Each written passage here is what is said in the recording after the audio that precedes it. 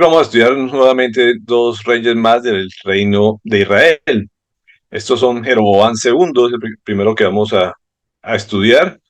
Y ya habíamos hablado de Jeroboam I, que fue cuando empezó el reino en Israel. Fue un rey bastante poderoso que tuvo la oportunidad que Dios le dio para que pudiera tener mayor dominio, mayor poder que el mismo reino de Judá. Sin embargo, ya sabemos la historia, hizo lo que a Dios no le agrada y desafortunadamente ahí siguió una referencia casi para todos los reyes posteriores de que imitaron su comportamiento y todos hicieron lo que Dios no quería. Así que este es un rey nuevamente, Jeroboam, es el cuarto rey de la dinastía de Jehú y su nombre significa aumente el pueblo o prosperidad para el pueblo. Básicamente es lo que traduce su nombre Jeroboam. Y esto nos habla también, como en el primer rey, de que fue un reino bastante poderoso, un reino que tuvo bastante prosperidad también durante este periodo. Y este es el cuarto rey de la dinastía de Jehú. Ya vimos cuando empezó esta dinastía, cuando Jehú precisamente asesinó a su antecesor, se tomó el poder, pero el Señor le dijo que iba a haber su descendencia por las próximas 5 generaciones dentro de este reino de Israel. Y este reino duró 41 años en el poder. Reinó desde el año 793 hasta el año 753 antes de Cristo. Así que vemos que es uno de los reinados más largos de todos los reinados del reino de Israel o reino del norte. Y esto nos lo menciona en 2 de Reyes 14:23. Dice, en el año 15 del reinado de Amasías, hijo de Joás, rey de Judá, Joroboam, hijo de Joás, rey de Israel, ascendió al trono y reinó en Samaria 41 años. Y aquí nuevamente, como en todos los reinos, siempre se toma referencia al reino de Judá, que era el reino del pueblo bendecido y por donde está la genealogía del Señor. Como hemos hablado, esto hace referencia siempre a este reino de Judá. Así que la cronología se lleva por el reinado de Judá más que por Israel, pero aquí nos menciona que fue en el año 15 del reinado de Amasías. Bueno, entonces vemos que Jeroboam fue la época donde mayor se extendió o recuperó el territorio Israel. Tenemos que mirarlo en el contexto histórico y político que había en ese momento. El reino de Asiria estaba atacando, como vimos la vez pasada, se encargó de atacar al pueblo de Siria, que está al norte. Todavía hoy se conoce esa región de Siria, pero ellos estuvieron en guerra y eso aprovechó Israel y aprovechó Jeroboam a recuperar su territorio. Un territorio que, como vemos aquí en el mapa, vemos todo lo que se expandió hacia el norte, eh, y esto pues casi que recuperó el territorio que había tomado también Salomón, que fue el mayor tiempo de expansión de Israel. Así vemos todo lo que extendió en el mapa este reino de Jeroboam II. Así que volvió a recuperar el Señor ese territorio y el Señor lo respaldó a este hombre. En 2 Reyes 14:25 dice, él fue quien restableció la frontera de Israel desde Lebo Hamat hasta el mar de Arabá, según las palabras que el Señor Dios de Israel había dado a conocer por medio de su siervo Jonás, hijo de Amitai, profeta de Gad Hefer. Así que vemos que esto está casi vemos en la imagen anterior, está casi al borde de Damasco, y esta es la zona que recuperó todo eso de lo que vemos al frente, y, y el Señor le dio esto y lo había profetizado a través del profeta Jonás. Y aquí vemos que es uno de los profetas que estuvo dando palabra o mensaje del Señor durante este periodo. Van a haber 3 profetas durante este periodo de la historia. Dice Amós 6:14, que es otro de los profetas que también nos da palabra. Por tanto, pueblo de Israel, voy a levantar contra ti una nación que te oprimirá desde Lebo Hamat hasta el torrente de Arabá, afirma el Señor Dios, el Dios Todopoderoso. Así que esto fue el territorio que le había dado anteriormente a Siria para que, como dice aquí, oprimiera a Israel, pero después, en este periodo, Jeroboam le devolvió este territorio, que básicamente es desde el norte de Israel hasta el Mar Negro, la península arábiga. Así que estos son casi que el territorio que ocupa hasta la fecha Israel. Pero ¿cuál es la causa que el Señor le ha dado este territorio? ¿Qué fue lo que hizo el pueblo o qué fue lo que hizo Jeroboam? Absolutamente nada. Simplemente fue el Señor que quiso hacerlo por su gracia y por cumplir su palabra, como vamos a ver en los versículos siguientes. Segunda Reyes 14:26 dice, porque el Señor había visto que todos los habitantes de Israel, esclavos o libres, sufrían amargamente y que no había nadie que los ayudara. Así que como vemos, el Señor vio el sufrimiento de su pueblo y el Señor decide expandirlos, darle prosperidad y por eso permitió esa guerra entre Asiria contra Siria. Y simplemente Dios cuadró absolutamente todas las cosas, no fue que el pueblo se lo mereciera, simplemente que sufrían amargamente y el Señor se compadeció de ellos. En Éxodo 3:7 vemos una imagen similar que es cuando están en Egipto. Dice, pero el Señor siguió diciendo, ciertamente he visto la opresión que sufre mi pueblo en Egipto. Lo he escuchado quejarse de sus capataces y conozco bien sus penurias. Y vemos que el Señor está pendiente absolutamente de todo, está atento a las necesidades de su pueblo, a pesar de su mal comportamiento. Esto se lo tenían merecido en ambas oportunidades. Sin embargo, el Señor simplemente sintió compasión por su pueblo al ver lo que sufría amargamente, como dice la palabra. En el versículo 27, Segunda de Reyes, nos dice, pero el Señor los salvó por medio de Jeroboam, hijo de Joás, pues había dicho que no borraría de la tierra el nombre de Israel.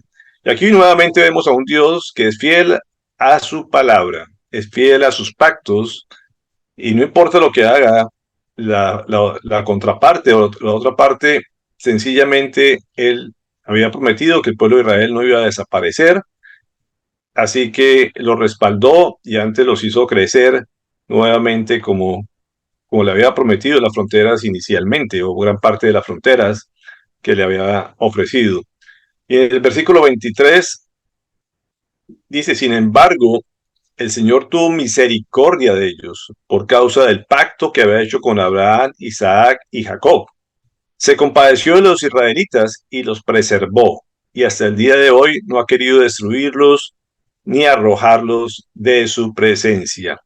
Y aquí podemos ver la gracia del Señor, no solamente esa misericordia de darles lo que la tierra que les había prometido, sino además los hizo prosperar, que eso es lo que significa la gracia, es dar mucho más allá de lo que podríamos hacerlo por justicia o por misericordia.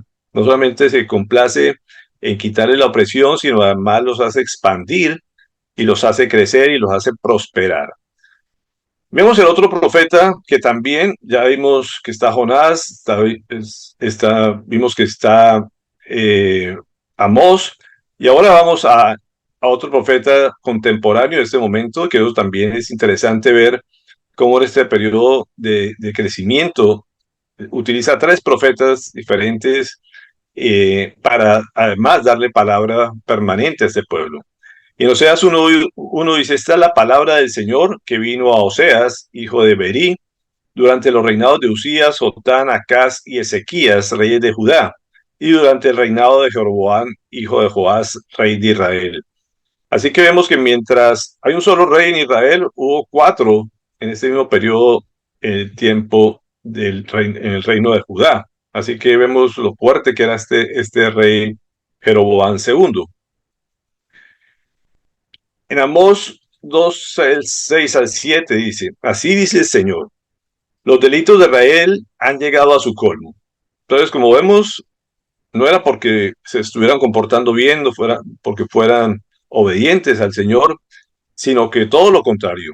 En este periodo, los delitos llegaron a su colmo, dice la palabra en forma muy clara, según el profeta Amós. Por tanto, no revocaré su castigo. Y vamos a mirar algunas características que lo hacen recordar lo que hoy mismo se ve en nuestros países. Dicen, venden al justo por monedas y al necesitado por un par de sandalias. Pisotean la cabeza de los desvalidos como si fuera el polvo de la tierra y pervierten el camino de los pobres.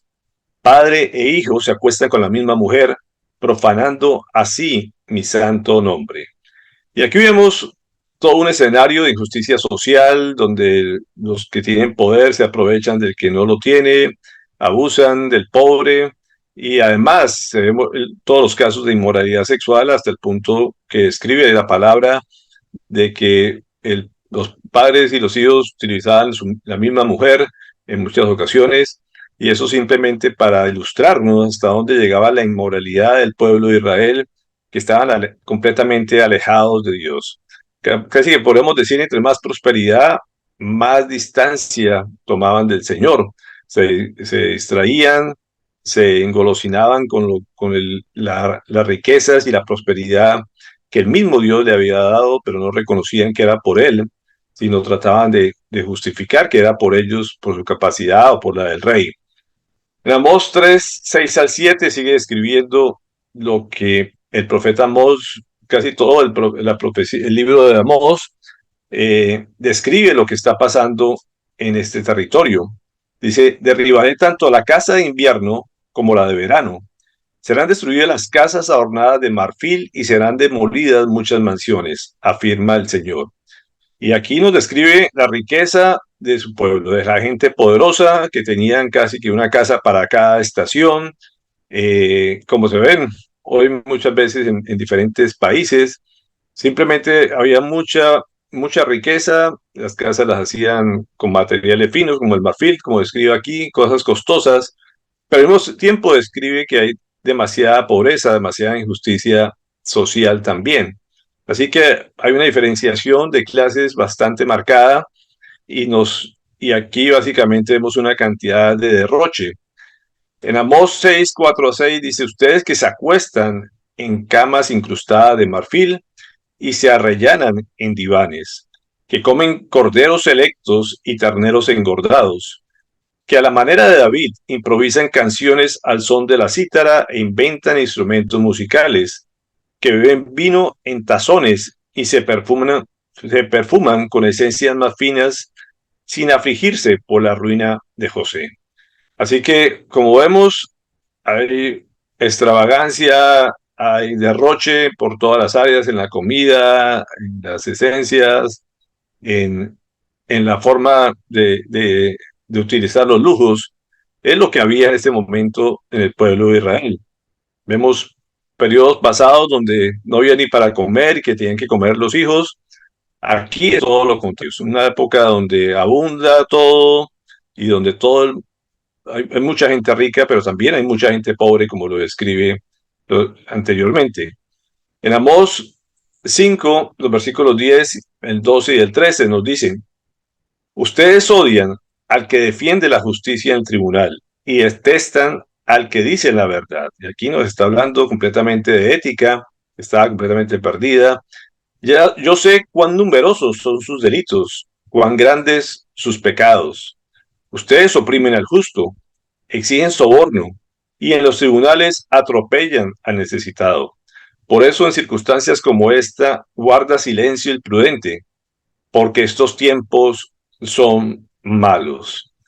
Así que como dice aquí, eh, es época donde el prudente le toca quedarse callado porque definitivamente hay mucha injusticia, hay mucha cantidad y variedad de pecados, hay sobornos, hay absolutamente, la gente perdió completamente la ética Y como dice, en el momento al prudente le toca tratar de estar lo más alejado posible o lo más callado posible, para evitar que lo metan en problemas, dice aquí la palabra.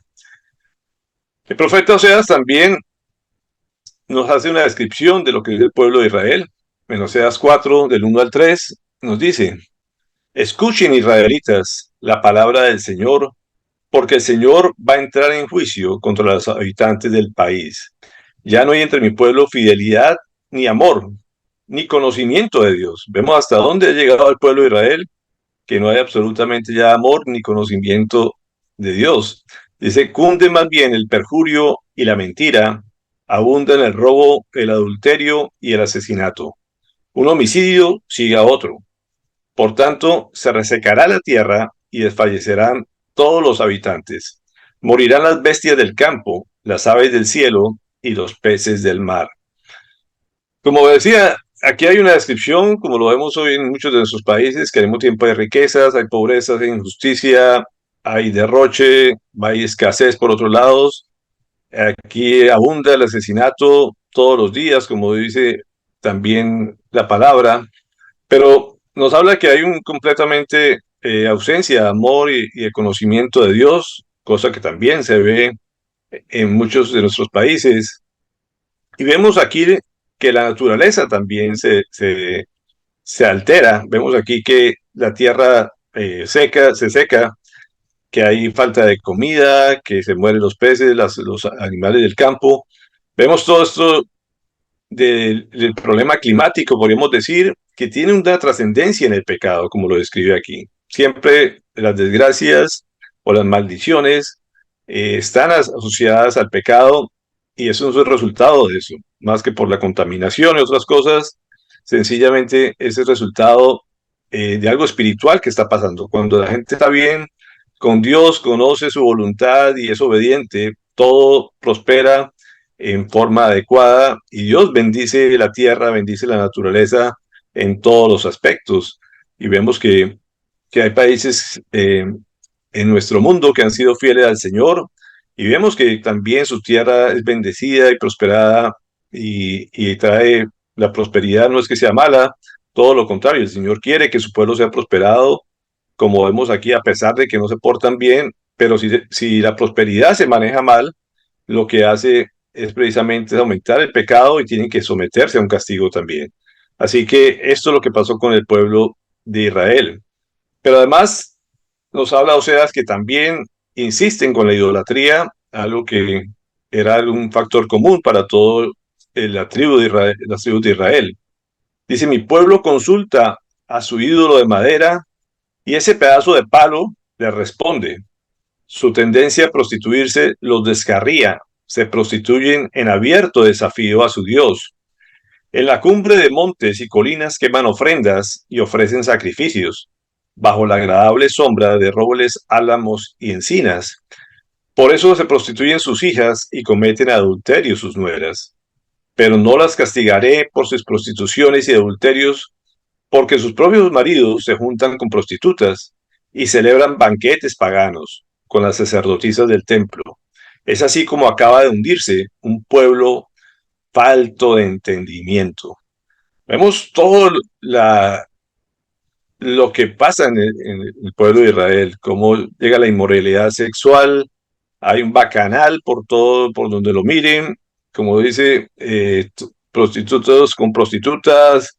Básicamente todo el mundo se prostituye en tremendos banquetes, en tremendos bacanales, y es simplemente hundirse, como dice. No solamente hay idolatría, sino hay derroche en todos los aspectos. Y todo es por falta de entendimiento. La gente no conoce la voluntad de Dios, no la comprende, y por lo tanto es desobediente, y eso tiene su juicio. Y como dice, la gente trataba de ser religiosa, de cumplir con ofrendas, con sacrificios supuestamente para Dios, pero Dios no quiere absolutamente nada de eso. Y eso lo menciona en una frase muy conocida, que eso sea 6:6, que dice: lo que pido de ustedes es amor y no sacrificios, conocimiento de Dios y no holocaustos. De nada sirven las ofrendas, los sacrificios, si no amamos y si no conocemos a Dios. Lo importante de todo siempre es amar a Dios, conocerlo y ser obediente a su palabra. Eso es lo que nos trae la verdadera vida plena, la verdadera prosperidad. Y aquí vemos un ejemplo de todo lo contrario. En Oseas 8:13 nos dice, me han ofrecido sacrificios y ofrendas y se han comido la carne, pero eso a mí no me agrada. Voy ahora a tomar en cuenta sus perversidades y castigaré sus pecados, y tendrán que regresar a Egipto. Y esto físicamente de Egipto nos habla precisamente de lo que significa Egipto. Es básicamente van a regresar al mundanal, al mundo, a estar en esclavitud por el pecado. A esto se refiere la palabra. La gente que practica todo esto sencillamente es esclava del pecado y no disfruta de la libertad que Dios da de vivir y gozarse de todas las bendiciones de Él. Pero todo esto es resultado precisamente de lo que Jeroboam como rey permitió, de lo que él dio como ejemplo. Dice, Jeroboam hizo lo que ofende al Señor, pues no se apartó de ninguno de los pecados que Jeroboam, hijo de Nabat, hizo pecar a Israel. Entonces vemos que de Jeroboam a Jeroboam segundo hay una constante en todos los reinos. Todos son idólatras, todos son desobedientes, todos buscan los placeres, aumentar su ego, pero no buscaban agradar a Dios ni obedecerle. Así que hay periodos, como decía, de mucha escasez, de mucha pobreza, de miseria y hasta el grado, como les decía, de comerse a sus propios hijos, hasta el punto que vemos en este reinado donde todo es abundancia en las cosas materiales, pero una pobreza espiritual terrible. Y esto lo único que nos lleva a entender que es una falsa prosperidad. Esto es algo completamente pasajero, no es permanente.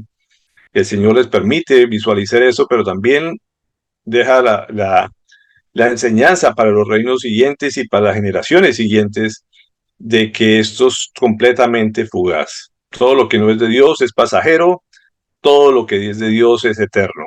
Así que esto es una prosperidad fugaz y pasajera y falsa, que lo único que hace es aumentar el desenfreno. En 2 Reyes 14, 28, 29 nos dice, los demás acontecimientos del reinado de Jeroboam y todo lo que hizo y su poderío, incluso sus guerras en las que recuperó Damasco y Hamat para Israel, están escritos en el libro de las crónicas de los reyes de Israel. Jeroboam murió y fue sepultado con sus antepasados, los reyes de Israel, y su hijo Zacarías lo sucedió en el trono. Y esto lo había prometido el Señor, que iban a haber estas generaciones dentro de la genealogía de Jehú. Así que no es de extrañarse, y aquí sigue el siguiente rey y el último de esta dinastía, que es Zacarías. Y Zacarías muy poco lo que podemos decir, es el 14º rey de Israel, o 14º, pero es el quinto rey de esta dinastía. Es el Jehú más otros 4 de sus hijos, y este solamente reinó durante 6 meses, básicamente el año 753 al 752 antes de Cristo.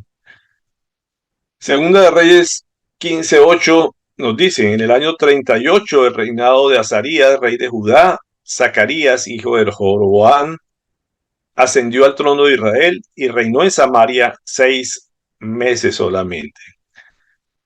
Y su nombre básicamente creo que se lo puso su padre al, al decir que Dios recordaba o que Dios tiene memoria eh, de que había un pueblo que estaba sufriendo, de que estaba en calamidad y que lo hizo prosperar por eso. Y seguramente a partir de eso fue que le puso su nombre Zacarías, que es lo que significa que Jehová recuerda. Y eso es algo que es una característica de nuestro Dios. Él nunca se equivoca, Él es perfecto, pero además jamás olvida. A Él no se le olvida absolutamente nada de lo que promete, pero tampoco se olvida de los pecados de las personas si no se arrepiente, lógicamente. Dice que cuando nos arrepentimos y pedimos perdón, se olvida de esos pecados, los perdona completamente. Pero si la gente no lo busca, no se arrepiente, siempre va a tener presente cada cosa que, que vaya contraria a lo que él manda. Segunda de Reyes 15:10 dice, entonces Salum, hijo de Jabes, conspiró contra Zacarías y lo asesinó en público y ocupó el trono en su lugar. Rápidamente, la historia nos dice que este hombre fue asesinado. Igual que de pronto su antecesor Jehú o alguno de los antecesores atrás también tomó el reino por la fuerza, por asesinato. En ese caso fue por orden de Dios. Aquí vemos que a Zacarías también lo asesinan y nos habla de que fue en público, que fue a la luz del día, que todo el mundo se dio cuenta. Básicamente lo que se menciona en este pasaje. Es probable que nadie quería defenderlo, nadie estaba de acuerdo con su reinado, había mucha oposición. Lo cierto fue que se hizo a plena luz del día y a la vista de todo el mundo, y nadie lo defendió ni nadie evitó su muerte. Así que podemos imaginarnos que era alguien no grato a los ojos del pueblo de Israel. El versículo 12 nos dice, de este modo se cumplió la palabra que el Señor le había dado a conocer a Jehú. Durante 4 generaciones sus descendientes ocuparán el trono de Israel. Como vemos, al Señor no se lo olvida. Permitió, así fuera, durante solamente 6 meses que hubieran 4 reyes descendientes de Jehú gobernando su pueblo. Este fue el último de esta dinastía, pero el Señor cumple su palabra a cabalidad. Así que no hay nunca nada que se le pase por alto, nunca se olvida de lo que él ha prometido. El versículo 9 al 10 nos dice, Zacarías hizo lo que ofende al Señor, como lo hicieron sus antepasados, pues no se apartó de los pecados con que Jeroboam, hijo de Nabat, hizo pecar a Israel. Entonces aquí vemos otra constante, nuevamente este rey hace lo que ofende al Señor, termina haciendo lo que hizo el primer rey de Israel, Jeroboam, y rey tras rey seguían haciendo siempre lo que ofendían al Señor, unos con unas consecuencias más fuertes que las otras, unos con unos reinos más largos que otros, y este fue de los más cortos que nos cuenta la historia. En Ezequiel 20:43, este profeta nos habla, dice, cuando yo lo llevé a la tierra de Israel, al país con la mano en alto, había jurado a sus antepasados que les daría, entonces reconocerán que yo soy el Señor. Allí se acordarán de su conducta y de todas sus acciones con las que se contaminaron y sentirán asco de sí mismos por todas las maldades que cometieron. Pueblo de Israel, cuando yo actúe en favor de ustedes en honor a mi nombre y no según su mala conducta y sus obras corruptas, entonces ustedes reconocerán que yo soy el Señor, yo, el Señor omnipotente, lo afirmo.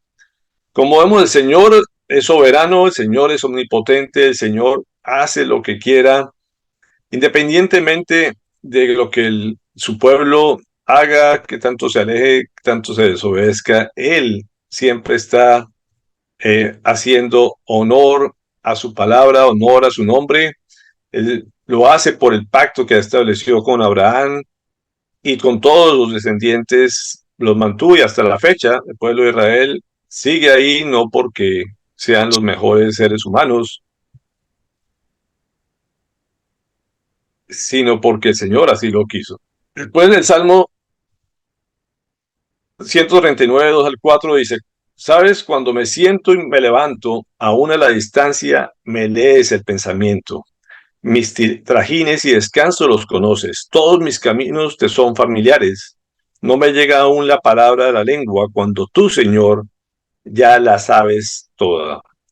Y esto nos recuerda que el Señor sabe absolutamente todo, que Él nunca se olvida de lo que ha prometido, nos conoce perfectamente, a Él no hay nada que le pueda sorprender, pero Él siempre tiene la palabra que ha dado en su mente, en su corazón, y siempre ama a sus hijos, a su creación y la sostiene. Así que vemos que es un Dios de pactos, que es un Dios que cumple su promesa y como vemos, eh, habla a través de profetas, ha dado instrucciones para mantener a su pueblo permanentemente en su tierra. Sabemos que también prometió que algún día iba a desterrarlos y a llevarlos por todo el mundo, pero que después los volvería a regresar, como hoy lo ha hecho. Hoy ya está el pueblo de Israel en su territorio, todavía seguramente quedan más áreas por tomarse, y allí es donde él va a regresar. Así que vemos que esta dinastía se dio como el Señor lo dijo, como el Señor prometió.